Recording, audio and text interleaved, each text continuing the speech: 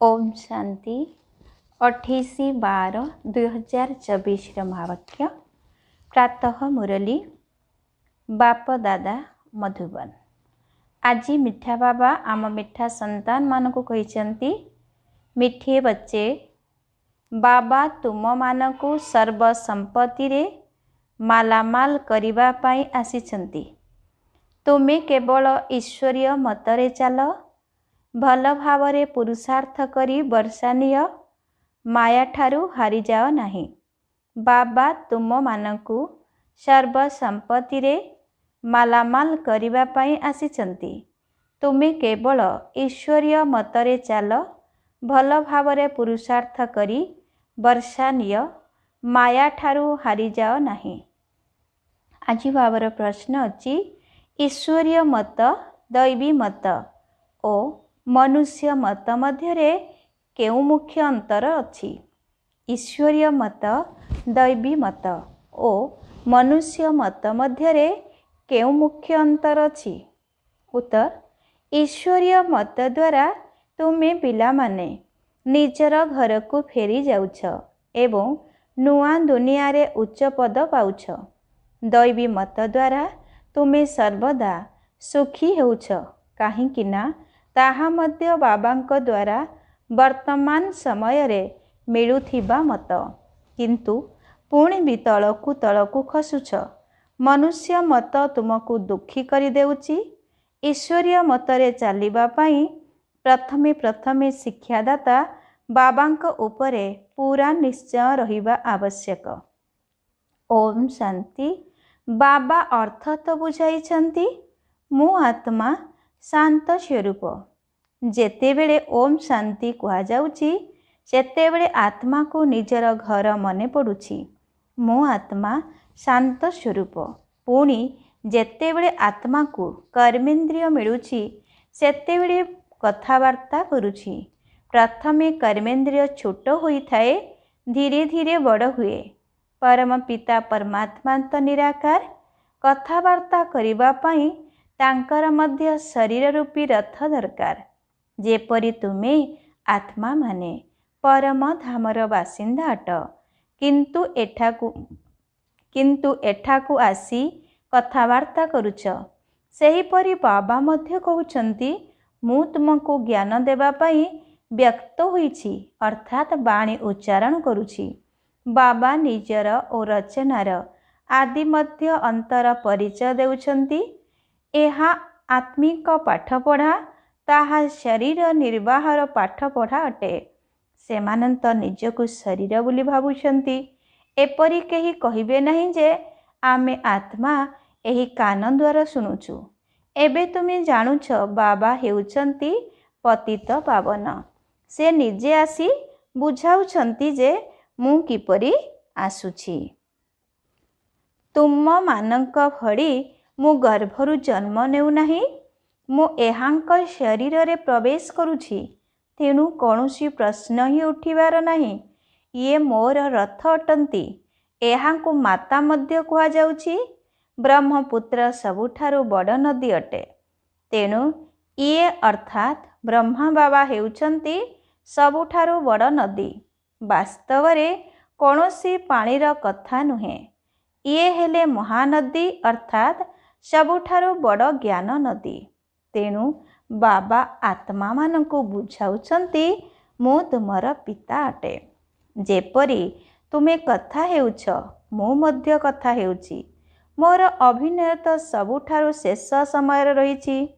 जेतिबेले तुमे माने बिल्कुल पतित होई जाउछ, सेतेबेले तुमको पवित्र करिबा पाई मते आसीबाकू पड़ुछि। एही लक्ष्मी नारायण को एभली किए करिछंती? ईश्वरंक बिना आउ कहा पाई ए कथा कहा जाई पारिबो नाही। अविनाशी बाबा ही स्वर्गर मालिक करुथिबे ना। बाबा ही ज्ञानर सागर अटंती।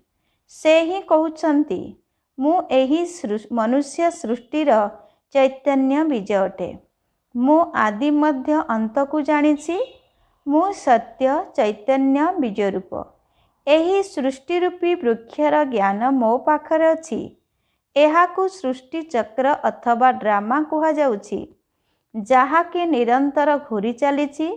ଦୁନିଆର ହଦ୍ର ଡ୍ରାମା 2 ଘଣ୍ଟା ଚାଲିଥାଏ, କିନ୍ତୁ ଏହାର ରିଲ୍ 5000 ବର୍ଷର ଅଟେ। ଯେତିକି ସମୟ ବିତି ଯାଉଛି 5000 ବର୍ଷରୁ ସେତିକି ସମୟ କମ୍ ହୋଇଯାଉଛି। ତୁମେମାନେ ଜାଣିଛ, ପ୍ରଥମେ ଆମେ ଦେବୀ ଦେବତା ଥିଲୁ, ପୁଣି ଧୀରେ ଧୀରେ ଆମେ କ୍ଷତ୍ରିୟ କୂଳକୁ ଆସିଗଲୁ। ଏହି ସମସ୍ତ ରହସ୍ୟ ବୁଦ୍ଧିରେ ଅଛି ନା? ତେଣୁ ଏହାକୁ ନିରନ୍ତର ସ୍ମରଣ କରିବା ଉଚିତ। ଆମେ ଆରମ୍ଭରୁ ଅଭିନୟ କରିବାକୁ ଆସୁଛୁ। ଆମେ ହିଁ ସେହି ଦେବୀ ଦେବତା ଥିଲୁ। 1250 ବର୍ଷ ରାଜତ୍ୱ କଲୁ। ସମୟ ଅତିକ୍ରମ ହୋଇ ଚାଲିଛି ନା? ଲକ୍ଷ ଲକ୍ଷ ବର୍ଷର ତ କଥା ହିଁ ନାହିଁ।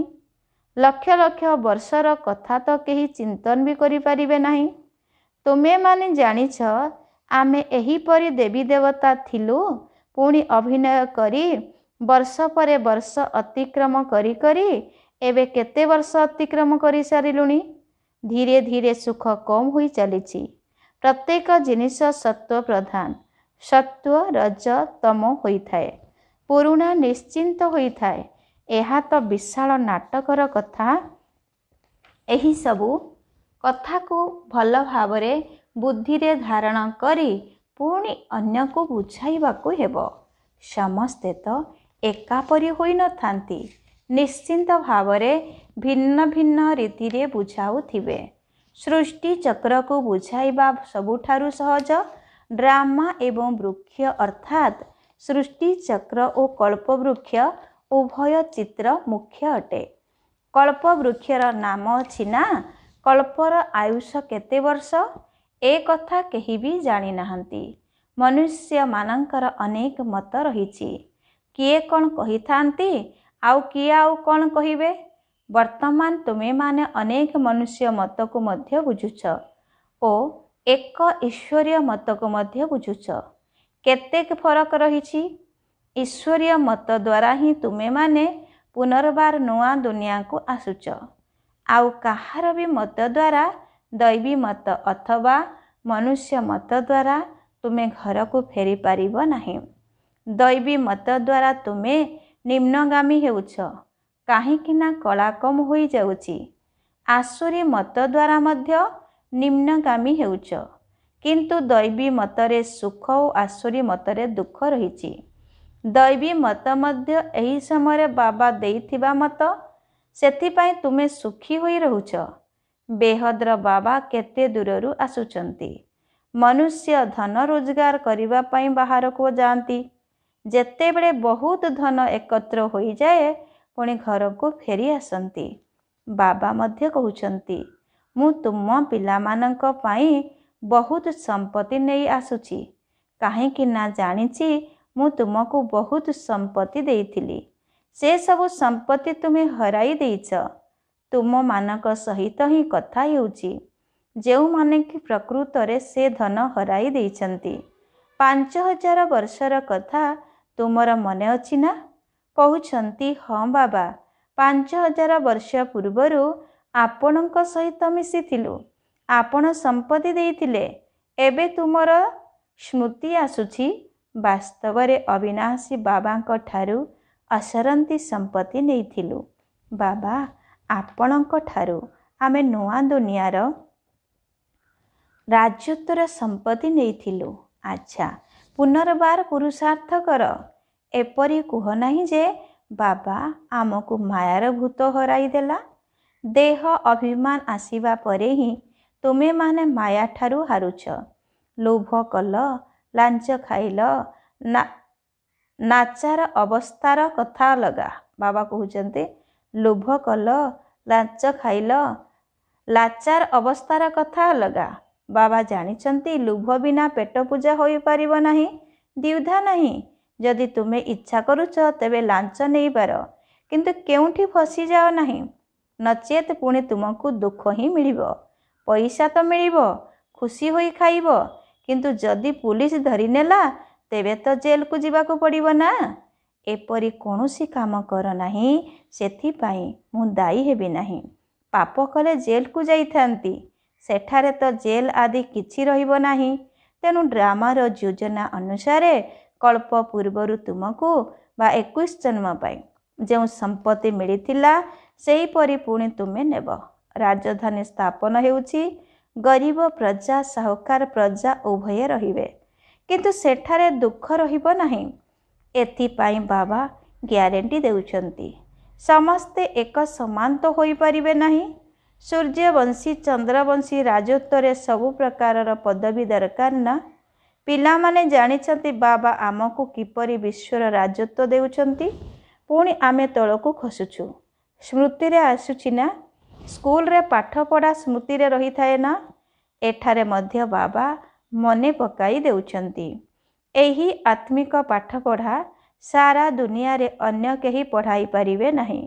ଗୀତାରେ ମଧ୍ୟ ମନ୍ମନା ଭବ ଲେଖା ହୋଇଛି। ଏହାକୁ ମହାମନ୍ତ୍ର, ବଶୀକରଣ ମନ୍ତ୍ର ଅର୍ଥାତ୍ ମାୟା ଉପରେ ବିଜୟ ପ୍ରାପ୍ତ କରିବାର ମନ୍ତ୍ର କୁହାଯାଏ। ମାୟା ଉପରେ ଜିତିଲେ ଜଗତ ଜିତ୍ ହେବ। 5 ବିକାରକୁ ହିଁ ମାୟା କୁହାଯାଉଛି। ରାବଣର ଚିତ୍ର ବିଲକୁଲ ସ୍ପଷ୍ଟ ଭାବେ ତିଆରି ହୋଇଛି। 5 ବିକାର ସ୍ତ୍ରୀଠାରେ, 5 ବିକାର ପୁରୁଷଠାରେ। ଏହାଦ୍ୱାରା ଗଧ ଅର୍ଥାତ୍ ଟଟୁ ହୋଇଯାଆନ୍ତି। ସେଥିପାଇଁ ରାବଣର ମୁକୁଟ ଉପରେ ଗଧର ମୁଣ୍ଡ ଦେଖାଇଛନ୍ତି। ଏବେ ତୁମେମାନେ ଜାଣୁଛ, ଜ୍ଞାନ ବିନା ଆମେ ମଧ୍ୟ ଏହିପରି ଥିଲୁ। ବାବା କେତେ ରମଣୀକ ଢଙ୍ଗରେ ବସି ପାଠ ପଢ଼ାଉଛନ୍ତି। ସେ ହେଉଛନ୍ତି ପରମ ଶିକ୍ଷକ। ତାଙ୍କ ପାଖରୁ ଯାହା ଆମେ ପଢ଼ୁଛୁ ତାହା ପୁଣି ଅନ୍ୟମାନଙ୍କୁ ଶୁଣାଉଛୁ। ପ୍ରଥମେ ତ ଯିଏ ପଢ଼ାଉଛନ୍ତି ତାଙ୍କ ଉପରେ ନିଶ୍ଚୟ ରହିବା ଉଚିତ। କୁହ, ବାବା ଆମକୁ ଏହି କଥା ବୁଝାଇଛନ୍ତି। ଏବେ ତୁମେ ମାନ କିମ୍ବା ନ ମାନ, ଇଏ ତ ଅବିନାଶୀ ବାବା ଅଟନ୍ତି ନା। ଶ୍ରୀମତ ହିଁ ତୁମମାନଙ୍କୁ ଶ୍ରେଷ୍ଠ କରୁଛି। ତେଣୁ ଶ୍ରେଷ୍ଠ ନୂଆ ଦୁନିଆ ମଧ୍ୟ ନିଶ୍ଚିନ୍ତ ଦରକାର ନା। ଏବେ ତୁମେମାନେ ବୁଝୁଛ ଆମେ ଆବର୍ଜନା ପୂର୍ଣ୍ଣ ଦୁନିଆରେ ବସିଛୁ। ଏ କଥା ଅନ୍ୟ କେହି ବୁଝିପାରିବେ ନାହିଁ। ସେଠାରେ ଆମେ ବହିସ୍ଥ ଅର୍ଥାତ୍ ସ୍ୱର୍ଗରେ ସଦା ସୁଖୀ ରହିବୁ। ଏଠାରେ ଅର୍ଥାତ୍ ନର୍କରେ କେତେ ଦୁଃଖୀ ହୋଇଯାଇଛୁ। ଏହାକୁ ନର୍କ କୁହ ଅଥବା ବିଷୟ ବୈତରଣୀ ନଦୀ କୁହ, ପୁରୁଣା ଦୁନିଆ ହିଁ ଛି ଅଟେ। ଏବେ ତୁମେମାନେ ଅନୁଭବ କରୁଛ କେଉଁଠି ସତ୍ୟଯୁଗ ସ୍ୱର୍ଗ, କେଉଁଠି କଳିଯୁଗ ନର୍କର ଦୁନିଆ। ସ୍ୱର୍ଗକୁ ଅର୍ଥାତ୍ ସତ୍ୟଯୁଗକୁ ୱାଣ୍ଡର ଅଫ୍ ୱାର୍ଲଡ କୁହାଯାଉଛି। ତ୍ରେତାକୁ ମଧ୍ୟ କୁହାଯିବ ନାହିଁ। ଏହି ବିକାରୀ ଦୁନିଆରେ ରହିଥିଲେ ମଧ୍ୟ ମନୁଷ୍ୟ କେତେ ଖୁସି ହେଉଛନ୍ତି। ବିଷ୍ଠାର କୀଟକୁ ଭ୍ରମରି ଭୁଁ ଭୁଁ କରି ନିଜ ସଦୃଶ୍ୟ କରିଥାଏ। ତୁମେମାନେ ମଧ୍ୟ ବିକାର ରୂପୀ କାଦୁଅରେ ପଡ଼ିଥିଲ। ମୁଁ ଆସି ଭୁଁ ଭୁଁ କରି ତୁମମାନଙ୍କୁ କୀଟରୁ ଅର୍ଥାତ୍ ଶୂଦ୍ରରୁ ବ୍ରାହ୍ମଣ କରିଛି। ବର୍ତ୍ତମାନ ତୁମେମାନେ ଦ୍ୱିମୁକୁଟଧାରୀ ରାଜା ହେଉଛ। ତେଣୁ କେତେ ଖୁସି ରହିବା ଉଚିତ। ପୁରୁଷାର୍ଥ ମଧ୍ୟ ପୂରା କରିବା ଦରକାର। ଅବିନାଶୀ ବାବା ତ ବହୁତ ସହଜ ରୀତିରେ ବୁଝାଇ ଦେଉଛନ୍ତି। ହୃଦୟଙ୍ଗମ ମଧ୍ୟ ହେଉଛି ଯେ ବାବା ସତ୍ୟ କହୁଛନ୍ତି। ବର୍ତ୍ତମାନ ସମସ୍ତେ ମାୟାର ପଙ୍କରେ ବୁଡ଼ି ରହିଛନ୍ତି। ବାହାରର ଚାକଚକ୍ୟ କେତେ ରହିଛି। ବାବା ବୁଝାଉଛନ୍ତି ମୁଁ ତୁମକୁ ପଙ୍କରୁ ଉଦ୍ଧାର କରୁଛି, ସ୍ୱର୍ଗକୁ ନେଇଯାଉଛି। ସ୍ୱର୍ଗର ନାମ ତ ଶୁଣିଛ। ଏବେ ତ ସ୍ୱର୍ଗ ନାହିଁ, କେବଳ ଚିତ୍ର ରହିଛି। ଏହି ଲକ୍ଷ୍ମୀ ନାରାୟଣ ସ୍ୱର୍ଗର ମାଲିକ କେତେ ଧନଶାଳୀ ଥିଲେ। ଭକ୍ତି ମାର୍ଗରେ ଯଦିଓ ପ୍ରତିଦିନ ମନ୍ଦିରକୁ ଯାଉଥିଲ, କିନ୍ତୁ ଜ୍ଞାନ କିଛି ନଥିଲା। ଏବେ ତୁମେମାନେ ଜାଣୁଛ ଭାରତରେ ଏହି ଆଦି ସନାତନ ଦେବୀ ଦେବତା ଧର୍ମ ଥିଲା।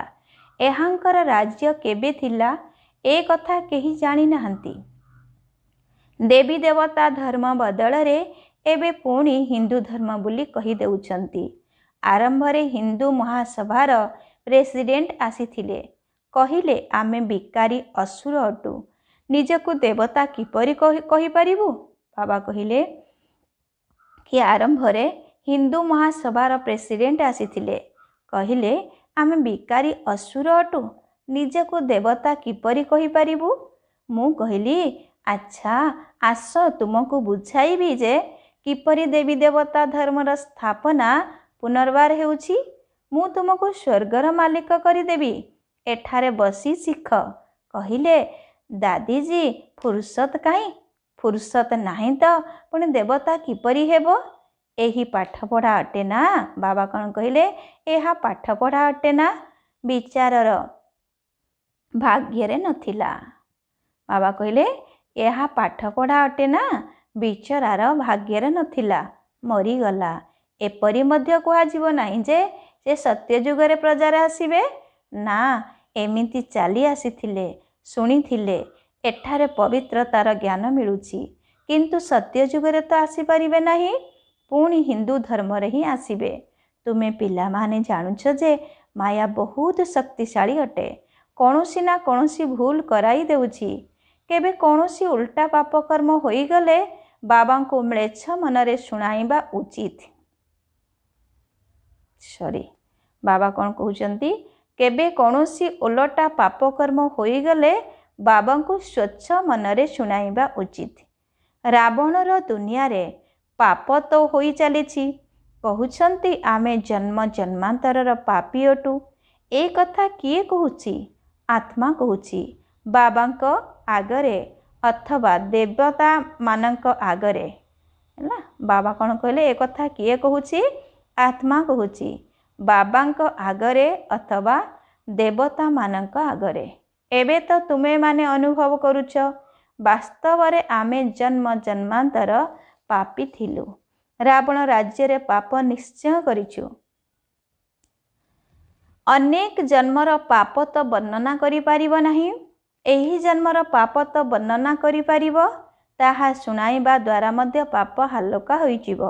ଡାକ୍ତରଙ୍କ ଆଗରେ ବେମାରୀ ଶୁଣାଇବାକୁ ହେବ, ଅମୁକକୁ ମାରିଛୁ, ଚୋରି କରିଛୁ। ଏସବୁ କଥା ଶୁଣାଇବାରେ ଲଜ୍ଜା ଲାଗୁନାହିଁ? ବିକାରର କଥା ଶୁଣାଇବାରେ ଲଜ୍ଜା ଲାଗୁଛି? ଯଦି ଡାକ୍ତରଙ୍କ ପାଖରେ ଲଜ୍ଜା କରିବ, ତେବେ ରୋଗ କିପରି ଭଲ ହେବ? ପୁଣି ଭିତରେ ଭିତରେ ମନ ବିଚଳିତ ହେବ, ବାବାଙ୍କୁ ସ୍ମରଣ କରିପାରିବ ନାହିଁ। ସତ କଥା ଶୁଣାଇଦେଲେ ବାବାଙ୍କୁ ସ୍ମରଣ କରିପାରିବ। ବାବା କହୁଛନ୍ତି, ମୁଁ ଚିକିତ୍ସକ ହୋଇ ତୁମର କେତେ ଚିକିତ୍ସା କରୁଛି। ତୁମର ଶରୀର ସର୍ବଦା କଞ୍ଚନ ଭଳି ସତ୍ୱ ପ୍ରଧାନ ରହିବ। ଚିକିତ୍ସକଙ୍କୁ ବାବା କ'ଣ କହିଲେ? ଚିକିତ୍ସକଙ୍କୁ କହିବା ଦ୍ୱାରା ହାଲୁକା ହୋଇଯିବ। କେହି କେହି ସ୍ୱତଃ ଲେଖିଦିଅନ୍ତି, ବାବା ଆମେ ଜନ୍ମ ଜନ୍ମାନ୍ତରର ପାପ କରିଛୁ। ପାପ ଆତ୍ମାମାନଙ୍କର ଦୁନିଆରେ ପାପାତ୍ମା ହିଁ ହୋଇଯାଇଛୁ। ଏବେ ବାବା କହୁଛନ୍ତି, ପିଲାମାନେ ତୁମକୁ ପାପ ଆତ୍ମାମାନଙ୍କ ସହିତ ପଇସା ପତ୍ର ଆଦାନ ପ୍ରଦାନ କରିବା ଉଚିତ ନୁହେଁ। ସତ୍ୟ ସଦ୍ଗୁରୁ ଅକାଳ ମୂରତ ହେଉଛନ୍ତି ବାବା। ସେ କେବେ ପୁନର୍ଜନ୍ମ ନେଉନାହାନ୍ତି।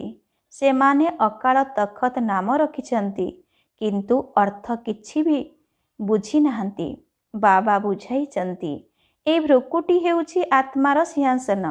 ଏହିଠାରେ ହିଁ ଆତ୍ମା ଶୋଭା ପାଉଛି। ତିଳକ ମଧ୍ୟ ଭ୍ରୁକୁଟିରେ ଦେଇଥାନ୍ତି ନା? ବାସ୍ତବରେ ତିଳକ ଏକଦମ ବିନ୍ଦୁ ସଦୃଶ୍ୟ ଦେଉଥିଲେ। ଏବେ ତୁମକୁ ନିଜକୁ ତିଳକ ଦେବାକୁ ହେବ। ବାବାଙ୍କୁ ବହୁତ ବହୁତ ମନେ ପକାଇ ଚାଲ। ଯିଏ ବହୁତ ସେବା କରିବେ ସେ ତ ମହାରାଜା ହେବେ।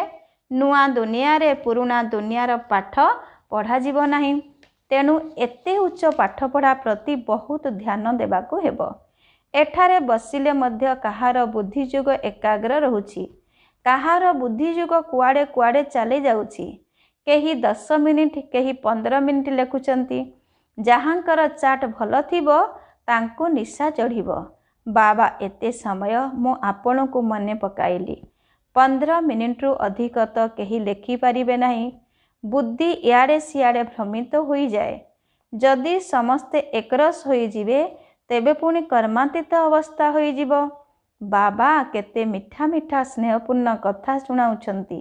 ଏଭଳି ତ କୌଣସି ଗୁରୁ ଶିଖାଇ ନାହାନ୍ତି। ଗୁରୁଙ୍କ ଠାରୁ କେବଳ କ'ଣ ଜଣେ ହିଁ ଶିଖିବେ କି? ଗୁରୁଙ୍କ ଠାରୁ ତ ହଜାର ହଜାର ଶିଖିବେ ନା। ସତ୍ ଗୁରୁଙ୍କ ଠାରୁ ତ ତୁମେ କେତେ ଆତ୍ମାମାନେ ଶିଖୁଛ। ଏହା ହେଉଛି ମାୟାକୁ ବଶ କରିବାର ମନ୍ତ୍ର। 5 ବିକାରକୁ ମାୟା କୁହାଯାଉଛି। ଧନକୁ ସମ୍ପତ୍ତି ବୋଲି କୁହାଯାଏ। ଲକ୍ଷ୍ମୀ ନାରାୟଣଙ୍କ ନିମନ୍ତେ କୁହାଯାଉଛି, ଏହାଙ୍କ ପାଖରେ ବହୁତ ସମ୍ପତ୍ତି ଥିଲା। ଲକ୍ଷ୍ମୀ ନାରାୟଣଙ୍କୁ କେବେ ବି ମାତା ପିତା କୁହାଯିବ ନାହିଁ। ଆଦିଦେବ ଆଦି ଦେବୀଙ୍କୁ ଜଗତ ପିତା ଜଗତ ଅମ୍ବା କହୁଛନ୍ତି। ଏମାନଙ୍କୁ ନୁହେଁ, ଏମାନେ ସ୍ୱର୍ଗର ମାଲିକ ଅଟନ୍ତି। ଅବିନାଶୀ ଜ୍ଞାନଧନ ନେଇ ଆମେ ଏତେ ଧନବାନ ହୋଇଛୁ। ମନୁଷ୍ୟ ଅମ୍ବାଙ୍କ ପାଖକୁ ଅନେକ ଆଶା ନେଇ ଯାଇଥାନ୍ତି। ଲକ୍ଷ୍ମୀଙ୍କ ପାଖକୁ କେବଳ ଧନ ମାଗିବା ନିମନ୍ତେ ଯାଇଥାନ୍ତି, ଆଉ କିଛି ନୁହେଁ। ତେଣୁ ବଡ଼ କିଏ ହେଲେ ଏ କଥା କେହି ଜାଣିନାହାନ୍ତି। ଅମ୍ବାଙ୍କ ଠାରୁ କ'ଣ ମିଳୁଛି? ଲକ୍ଷ୍ମୀଙ୍କ ଠାରୁ କ'ଣ ମିଳୁଛି? ଲକ୍ଷ୍ମୀଙ୍କୁ କେବଳ ଧନ ମାଗନ୍ତି। ଅମ୍ବାଙ୍କ ଠାରୁ ତୁମକୁ ସବୁ କିଛି ମିଳୁଛି। ଅମ୍ବାଙ୍କର ମହିମା ଅଧିକ, କାହିଁକି ନା ମାତାମାନଙ୍କୁ ଦୁଃଖ ମଧ୍ୟ ବହୁତ ସହନ କରିବାକୁ ପଡ଼ିଛି। ତେଣୁ ମାତାମାନଙ୍କର ମହିମା ଅଧିକ ରହିଛି। ଆଚ୍ଛା, ତଥାପି ମଧ୍ୟ ବାବା କହୁଛନ୍ତି ବାବାଙ୍କୁ ମନେ ପକାଅ, ତେବେ ପବିତ୍ର ହୋଇଯିବ। ଚକ୍ରକୁ ମନେ ପକାଅ ଏବଂ ଦୈବୀ ଗୁଣ ଧାରଣ କର। ଅନେକଙ୍କୁ ନିଜ ସମାନ କରାଅ। ଈଶ୍ୱର ପିତାଙ୍କର ତୁମେ ଛାତ୍ର ଅଟ। କଳ୍ପ ପୂର୍ବରୁ ମଧ୍ୟ ଏଭଳି ହୋଇଥିଲ ଏବଂ ପୁଣି ଏବେ ମଧ୍ୟ ଏହି ଲକ୍ଷ୍ୟ ରହିଛି। ଏହା ହେଉଛି ନରରୁ ନାରାୟଣ ହେବାର ସତ୍ୟ କଥା। ଆଚ୍ଛା, ମିଠା ମିଠା ଶିକିଲଧେ ସନ୍ତାନମାନଙ୍କ ପ୍ରତି ମାତା ପିତା ବାପ ଦାଦାଙ୍କର ମଧୁର ସ୍ନେହ ସମ୍ପନ୍ନ ଶୁଭେଚ୍ଛା ଏବଂ ସୁପ୍ରଭାତ। ଆତ୍ମିକ ପିତାଙ୍କର ଆତ୍ମିକ ସନ୍ତାନମାନଙ୍କୁ ନମସ୍ତେ। ଆତ୍ମିକ ସନ୍ତାନମାନଙ୍କର ଆତ୍ମିକ ପିତାଙ୍କୁ ନମସ୍ତେ ନମସ୍ତେ ନମସ୍ତେ। ଧାରଣା ପାଇଁ ମୁଖ୍ୟ ସାରାଂଶ 1 ନମ୍ବର ପାଇଁ, ନିଜର ରୋଗକୁ ଡାକ୍ତରଙ୍କ ପାଖରେ କେବେ ହେଲେ ଲୁଚାଇବାର ନାହିଁ। ମାୟାର ଭୂତମାନଙ୍କ ଠାରୁ ନିଜକୁ ରକ୍ଷା କରିବାକୁ ହେବ। ନିଜକୁ ରାଜତିଳକ ଦେବା ପାଇଁ ଈଶ୍ୱରୀୟ ସେବା ନିଶ୍ଚିନ୍ତ କରିବାକୁ ହେବ। ନିଜର ରୋଗକୁ ଡାକ୍ତରଙ୍କ ପାଖରେ କେବେ ହେଲେ ଲୁଚାଇବାର ନାହିଁ। ମାୟାର ଭୂତମାନଙ୍କ ଠାରୁ ନିଜକୁ ରକ୍ଷା କରିବାକୁ ହେବ। ନିଜକୁ ରାଜତିଳକ ଦେବା ପାଇଁ ଈଶ୍ୱରୀୟ ସେବା ନିଶ୍ଚିନ୍ତ କରିବାକୁ ହେବ। 2 ନମ୍ବର ପାଇଁ, ନିଜକୁ ଅବିନାଶୀ ଜ୍ଞାନଧନରେ ଧନବାନ କରିବାକୁ ହେବ। ଏବେ ଆଉ ପାପାତ୍ମା ମାନଙ୍କ ସହିତ କୌଣସି ନେଣ ଦେଣ କରିବାର ନାହିଁ। ପାଠପଢ଼ା ପ୍ରତି ପୁରା ଧ୍ୟାନ ଦେବାକୁ ହେବ। ନିଜକୁ ଅବିନାଶୀ ଜ୍ଞାନଧନରେ ଧନବାନ କରିବାକୁ ହେବ। ଏବେ ଆଉ ପାପା ଆତ୍ମାମାନଙ୍କ ସହିତ କୌଣସି ନେଣ ଦେଣ କରିବାର ନାହିଁ। ପାଠପଢ଼ା ପ୍ରତି ପୁରା ଧ୍ୟାନ ଦେବାକୁ ହେବ। ଆଜି ବରଦାତା ବାବାଙ୍କର ବରଦାନ ଅଛି, ଏହି କଲ୍ୟାଣକାରୀ ଯୁଗରେ ସମସ୍ତଙ୍କର କଲ୍ୟାଣ କରୁଥିବା ପ୍ରକୃତି ଜିତ୍ ମାୟା ଜିତ୍ ଭବ। ଏହି କଲ୍ୟାଣକାରୀ ଯୁଗରେ ସମସ୍ତଙ୍କର କଲ୍ୟାଣ କରୁଥିବା ପ୍ରକୃତି ଜିତ୍ ମାୟା ଜିତ୍ ଭବ। ବିସ୍ତାର ଅଛି, ସଙ୍ଗମ ଯୁଗକୁ କଲ୍ୟାଣକାରୀ ଯୁଗ କୁହାଯାଏ। ଏହି ଯୁଗରେ ସର୍ବଦା ନିଜର ଏହି ସମାନ ସ୍ମୃତିରେ ରହିଥାଉ ଯେ ମୁଁ କଲ୍ୟାଣକାରୀ ଆତ୍ମା। ମୋର କର୍ତ୍ତବ୍ୟ ହେଲା ପ୍ରଥମେ ନିଜର କଲ୍ୟାଣ କରିବା, ତାପରେ ସମସ୍ତଙ୍କର କଲ୍ୟାଣ କରିବା। କେବଳ ମନୁଷ୍ୟ ଆତ୍ମା ନୁହେଁ, ଆମେ ପ୍ରକୃତିର ମଧ୍ୟ କଲ୍ୟାଣକାରୀ ଅଟୁ। ସେଥିପାଇଁ ଆମକୁ ପ୍ରକୃତି ଜିତ୍ ମାୟାଜିତ୍ କୁହାଯାଉଛି।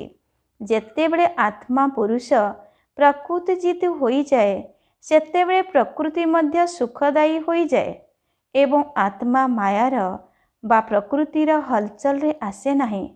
ସେତେବେଳେ ଆତ୍ମା ଉପରେ ଅକଲ୍ୟାଣକାରୀ ବାତାବରଣର ପ୍ରଭାବ ମଧ୍ୟ ପଡ଼ିପାରିବ ନାହିଁ। ଆଜି ବାବାର ସ୍ଲୋଗାନ ଅଛି, ଯଦି ପରସ୍ପରର ବିଚାରକୁ ସମ୍ମାନ ଦେବ ତେବେ ମାନନୀୟ ଆତ୍ମା ହୋଇଯିବ।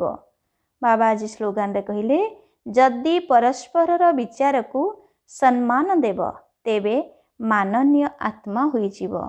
ଆଚ୍ଛା, ଓମ୍ ଶାନ୍ତି।